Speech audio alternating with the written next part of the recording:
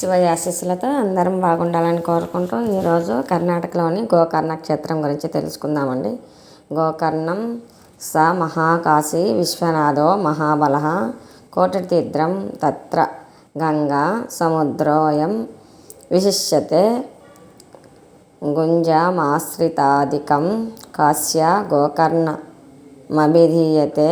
గోకర్ణ సందృశ్యం క్షేత్రం నాస్తి జగత్రయే సర్వేషాం శివలింగానాం సార్వభౌమ మహాబలః మహాలనం లింగం న భూతో న భవిష్యతి. గోకర్ణ క్షేత్రమే మహాకాశీ క్షేత్రం, మహాబలలింగేశ్వరమే విశ్వనాథలింగం. ఈ క్షేత్రంలో కోటి తీర్థలింగమే గంగానది. గోకర్ణ క్షేత్రంలో పుణ్య నదులు కలిసిన సముద్రం ఉండడం వల్ల కాశీక్షేత్రం గోకర్ణ క్షేత్రం సరి సమానం అంటారు. ఒక్క గింజ ఎత్తు ఆధిక్యాన్ని పొంది ఉంది అని కూడా చెప్తారు పెద్దలు. సమస్త లింగాలకు గోకర్ణ క్షేత్రంలోని మహాబలలింగం సార్వభౌమత్వాన్ని కలిగి ఉంది. మహాబలేశ్వరునితో సమానమైన లింగం కానీ, గోకర్ణ క్షేత్రానికి పోలిన క్షేత్రం కానీ మరెక్కడా కనపడవు అని పెద్దలు చెప్తారు. కర్ణాటక రాష్ట్రంలోని ఉత్తర కర్ణాటక జిల్లాలో గల గోకర్ణ క్షేత్రం సుప్రసిద్ధమైన శైవ క్షేత్రం. అరేబియా సముద్ర తీరంలో ఆవు చెవి ఆకారంలో ఉండే ఈ క్షేత్రంలో కొలువుతీరి ఉన్న పరమశివుని ఆత్మలింగం గోకర్ణేశ్వరునిగాను మహాబలేశ్వరునిగాను పిలువబడుతూ భక్తుల పూజలు అందుకుంటుంది. వందలాది లింగాలతోనూ, అనేక దేవతామూర్తులతోనూ, తీర్థాలతోనూ, ప్రకృతి రమణీయతతోనూ అలరారుతూ దేశ విదేశాల ప్రజలను కూడా ఆకర్షిస్తోంది ఈ గోకర్ణ క్షేత్రం. యుగ యుగాలుగా ప్రసిద్ధి చెందిన ఈ క్షేత్రం భాగవత, బ్రహ్మాండ, శివపురాణాలలో విశేషంగా వర్ణించబడి ఉంది. భారత రామాయణాల్లో కూడా ప్రస్తావించబడిన ఈ క్షేత్రం కాళిదాస మహాకవి రఘువంశంలోనూ, శ్రీహర్షుడు నాగానందం నాటకంలోనూ విశేషంగా వివరించాడు. పౌరాణిక పురాతన సాంప్రదాయాలను బట్టి కాశీ, రామేశ్వర, గోకర్ణ క్షేత్రాలు విశేష ఫలదాయకాలు. కాశీ, గోకర్ణ క్షేత్రాలలో కాశీ కన్నా గోకర్ణమే ఎక్కువ మహిమ గలదని, ఈ కారణంగానే పార్వతీమాత తామ్ర గౌరిగా ఇక్కడ కొలువు తీరిందని పురాణ కథనం. సీత లక్ష్మణ సమేతుడైన శ్రీరాముడు రాక్షసరాజు రావణాసురుడు పాప పరిహారం కోసం ఈ క్షేత్రాన్ని సందర్శించినట్లు, కురుక్షేత్ర సంగ్రామం తర్వాత పాండవులు బంధుహత్య పాపాన్ని పోగొట్టుకోవడానికి ఈ క్షేత్రానికి విచ్చేసి స్వామిని సేవించినట్లు పురాణ ఇతిహాసాలు తెలియజేస్తున్నాయి. చారిత్రాత్మకంగా పరిస్థితే కదంబ రాజ్య స్థాపకుడైన మయూర వర్మ కీర్తిశకం 4వ శతాబ్దంలో అహిచిత్రం నుండి బ్రాహ్మణులను తీసుకొచ్చి ఈ క్షేత్రంలో పూజలు, ఉత్సవాలు జరిపించినట్లు విజయనగర రాజ్యానికి చెందిన బుక్కరాయలు ఛత్రపతి శివాజీ ఈ క్షేత్రాన్ని సందర్శించినట్లు తెలుస్తుంది. రాక్షస రాజైన సుమాలి కుమార్తె కైకసి, ఆమె కుమారులే రావణ, కుంభకర్ణ, విభీషణులు. వీరు ముగ్గురు గోకర్ణ క్షేత్రంలో బ్రహ్మను గూర్చి కఠోరమైన తపస్సు చేశారు. వారు తపస్సుకు మెచ్చిన బ్రహ్మ ప్రత్యక్షమై వరాలు కోరుకోమంటాడు.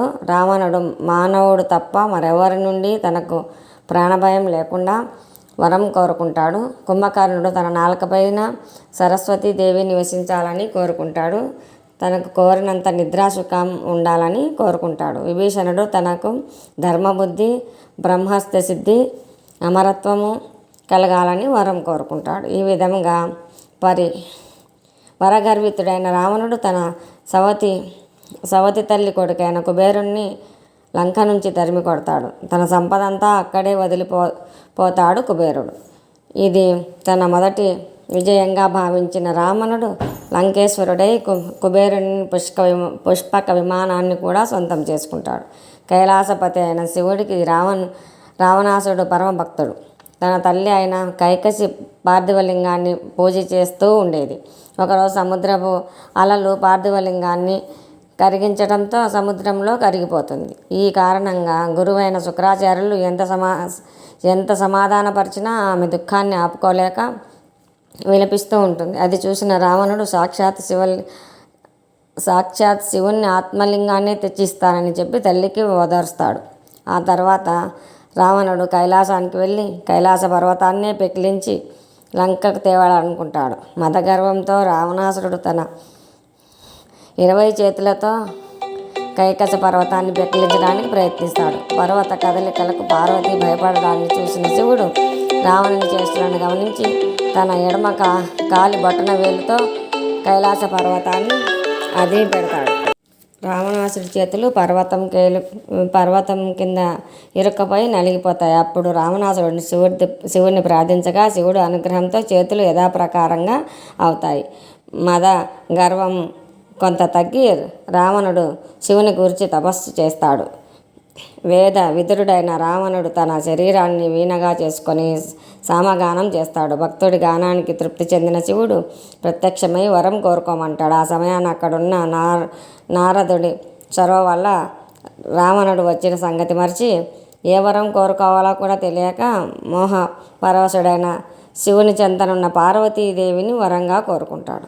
భక్త వరదుడైన బోలాశంకరుడు అర్ధాంగిని ఒప్పించి రావణునితో పంపుతాడు. పార్వతి రావణునితో నీవు అన్యమనస్కుడవైతే వెంటనే నేను అదృశ్యమవుతాను అని చెప్తుంది. అందుకు అంగీకరించిన రావణుడు జగన్మాతతో లంకకు బయలుదేరుతాడు. రావణుడు మరోసారి మోహ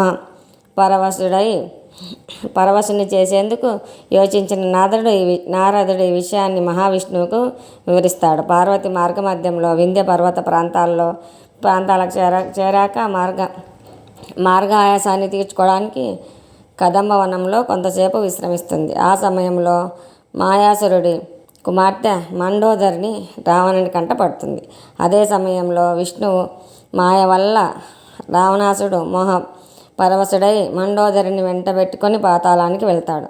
నిబంధన మేరకు జగన్మాత కైలాసానికి తిరిగి చేరుకుంటుంది. మండోదరిని వివాహమాడిన రావణాసురుడు సతీ సమేతంగా లంకకు చేరుకుంటాడు. ఆత్మలింగం కొరకు వెళ్ళి మండోదరిని వెంటబట్టుకొచ్చిన కొడుకును చూసి నిర్ధాంతపోతుంది కైకసి. తన సవతి కొడుకైన కుబేరుడు శివుణ్ణి మెప్పించి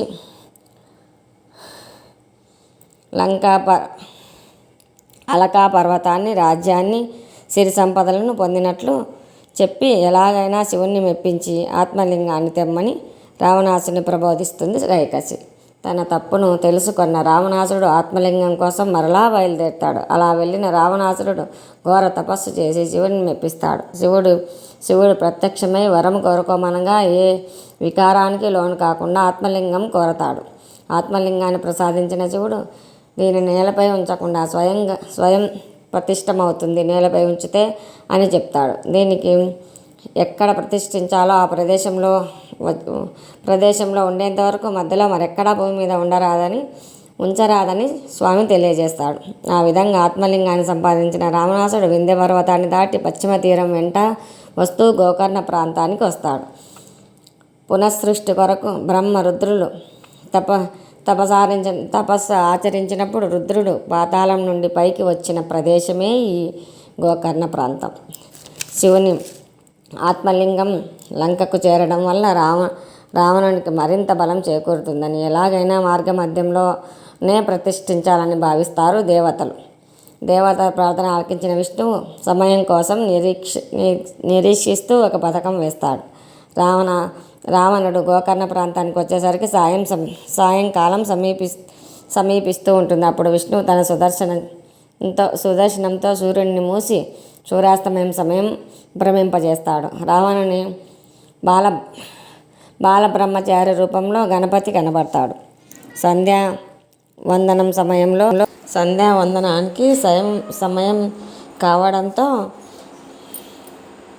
అక్కడ ఇంకెవరూ కనపడకపోవడం వల్ల గణపతిని సమీపించి ఆత్మలింగాన్ని కొంతసేపు పట్టుకోవాల్సిందిగా కోరతాడు. అందుకు సరే నన్న గణపతి లింగం చేతిలోకి తీసుకోగానే అమ్మో ఇది చాలా బరువు ఉంది, ఎంతోసేపు మోయలేను, త్వరగా రా అంటాడు. మోయలేనప్పుడు నన్ను పిలువు, వెంటనే వచ్చి తీసుకుంటానని చెప్తాడు రావణుడు. సరే 3 సార్లు పిలుస్తాను, ఈ లోపు రావాలి, లేకపోతే కింద పెట్టేస్తాను అని చెప్తాడు గణపతి. రావణుడు సంధ్యావందనానికి వెళ్తాడు. శౌచక్రియను ముగించుకొని కాళ్ళు కడుక్కునే సమయంలో రావణ అని పిలుస్తాడు గణపతి. మరలా సూర్యునికి ఆర్ధమిచ్చే సమయంలో ఒకసారి పిలుస్తాడు. శివపంచాక్షరిని జపించేటప్పుడు మరోసారి రావణ అని పిలుస్తాడు గణపతి. మూడవ పిలుపు వినబడగానే పరుగు పరుగున వస్తాడు రావణుడు. అంతలోనే గణపతి ఆత్మలింగాన్ని శివశివ అంటూ భూమిపై ఉంచుతాడు. కోపంతో వణికిపోతూ రావణుడు గణపతి నెత్తిన ఒక గుద్దుతాడు. ఆ గుద్దుకు గణపతి నెత్తిన గుంట పడుతుంది. రావణుడు మోకాళ్ళపై కూర్చొని ఆత్మలింగాన్ని పెకిలించబోతాడు. కానీ ఎంత ప్రయత్నించినా అది కదలకపోవడంతో శ్రమంతా వృధా అయిందన్న కోపంతో లింగం ఉంచిన భరిణ, మూత, లింగానికి చుట్టూ ఉన్న వస్త్రం, దారం దూరంగా విసిరివేస్తాడు. అవి పడిన ప్రదేశాలు 4 పవిత్ర క్షేత్రాలైపోతాయి. అవే వరుసగా సంపుటేశ్వరం, కారవార్ దగ్గరున్న సజ్జేశ్వరం, గుణేశ్వరం, హొన్నావర్ తాలూకాలోని గుణవంతేశ్వరం, మురుడేశ్వరం, భాట్కల్ తాలూకాలోని మురుడేశ్వర్, ఢోనేశ్వరం, కుమటా తాలూకాలోని దారేశ్వరం క్షేత్రాలుగా ప్రసిద్ధి చెందుతాయి. బలవంతుడైన రాక్షసుడు ఎంత ప్రయత్నించినా కదలని ఆత్మలింగం అంతకన్నా మహాబలవంతమైనదని కొనియాడుతూ దేవతలు మహాబలేశ్వర జయహో అంటూ ఆత్మలింగంపై పుష్పాలు కురిపిస్తారు. విష్ణువుకు సూర్యునికి అడ్డుపెట్టిన తన సుదర్శనాన్ని తొలగిస్తాడు. విష్ణువు సూర్యునికి అడ్డుపెట్టిన సుదర్శనాన్ని తొలగిచ్చేస్తాడు. అప్పుడు దేవతలు కిలకిలా నవ్వుతారు. రావణుడు సిగ్గుతో తలవంచుకొని లంకా నగరానికి చేరుతాడు. వాయుదేవుని ద్వారా విషయాన్ని తెలుసుకున్న శివుడు పశ్చాత్తాపడుతూ గోకర్ణానికి చేరుతాడు. ఆత్మలింగాన్ని పూజించిన వారికి కోరిన కోరికలు వెంటనే నెరవేరుతాయి. ఆత్మలింగం స్థాపనకు కారకుడైన గణపతికి ముందుగా పూజించి తర్వాతనే ఆత్మలింగాన్ని అర్చించాలని గోకర్ణ క్షేత్రంలో నివాసం ఉంటానని శివయ్య చెప్తాడు. గణపతి అదే రూపంలో అక్కడే కొలువు తీరుతాడు. ఇప్పటికీ గణపతి తలపై రావణుడు పిడిగుద్దు మనకు కనబడుతుంది. పార్వతి కూడా సిద్ధక్షేత్రమైన గోకర్ణ కాక్షి క్షేత్రం కన్నా విశిష్టమైనది భావించి తామ్ర పర్ణి తీర్ణంలో లింగానికి పశ్చిమ భాగంలో వెనుక వైపు తూర్పుముఖంగా తామ్ర గౌరిగా కొలువు తీరింది. వెంటనే సకల దేవతలు కొలువు తీరుతారు. పవిత్ర నదులన్నీ తీర్థాలుగా ఒక చోట చేరుకుంటాయి. రావణుడు మరలా గోకర్ణ క్షేత్రానికి వచ్చి శివుని ఆత్మలింగాన్ని పూజిస్తాడు. అప్పుడు శివుడు ప్రత్యక్షమై జరిగిన దానికి చింతించకు, లోకోపకారం కోసమే ఇలా జరిగిందని భావించు, నీకు ఎనలేని శుభాలు జరుగుతాయి తెలుసుకో అంటాడు. భక్తుల కోరికలు తీర్చే ఈ క్షేత్రం సిద్ధిక్షేత్రంగాను మోక్షక్షేత్రంగాను కూడా ప్రసిద్ధిగాంచింది. శివయ్య క్షేత్రం ఇంత మహామహిమాన్వితమైనది. పశ్చిమాభిముఖంగా ఉన్న మహాబలేశ్వరాలయం, గర్భాలయం, అంతరాలయం, ముఖమండపాలు ఇలా తీర్చిదిద్దబడి ఉన్నాయి. సుమారు 120 అడుగుల విస్తీర్ణం గల గర్భాలయంలో మహాబలేశ్వరుని గాను గోకర్ణేశ్వరుని గాను పూజింపబడుతున్న ఆత్మలింగం నెలకొని ఉంది. ఈ ఆత్మలింగం పూర్తిగా భూమిలో లోపలి భాగంలోకి ఉండి కొన భాగం మాత్రం పైకి కనబడుతుంది. లింగంపై సాలగ్రామ పీఠం నెలకొనబడింది. ఈ పీఠం మధ్య భాగంలోని రంధ్రంలో నుండి లింగాగ్రం దర్శనమిస్తుంది. దానికి భక్తులు అభిషేకాలు స్వయంగా నిర్వహిస్తారు. ఇంతటి మహామహిమాన్వితమైన పుణ్యక్షేత్రము గోకర్ణ క్షేత్రము. శివయ్య మనలందరినీ దీవించాలని కోరుకుంటూ ఓం నమః శివాయ.